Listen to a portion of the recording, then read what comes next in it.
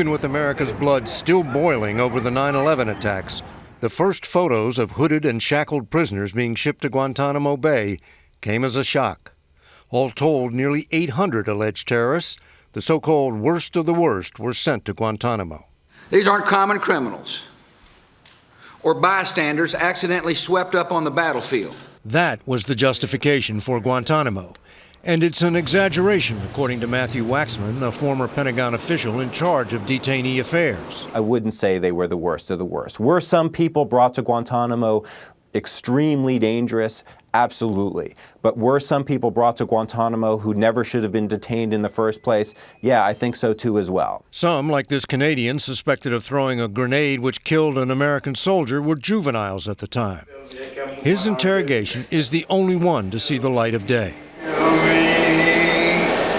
They were to be tried for war crimes, but could be held indefinitely even if found innocent. Even in a case where an enemy combatant might be acquitted, the United States would be irresponsible not to continue to detain them until the conflict is over. Guantanamo Bay, which has a unique status as American territory on foreign soil, was chosen for a very specific legal reason.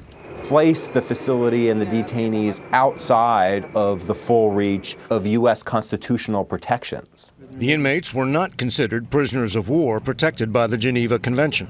If you want to interrogate detainees more aggressively, so the thinking went, you needed to find ways around those limitations of the Geneva Conventions. Rumsfeld once called allegations of torture utter nonsense.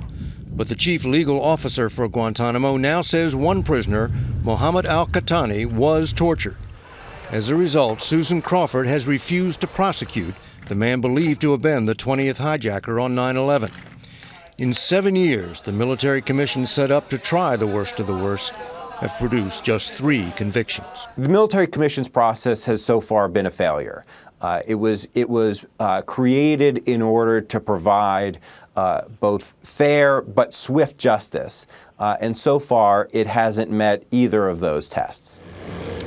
In the end, Katie, it was hard to tell which posed the greater threat, terrorists at Guantanamo or the damage it's done to America's image. Katie? David Martin at the Pentagon. Thank you so much, David.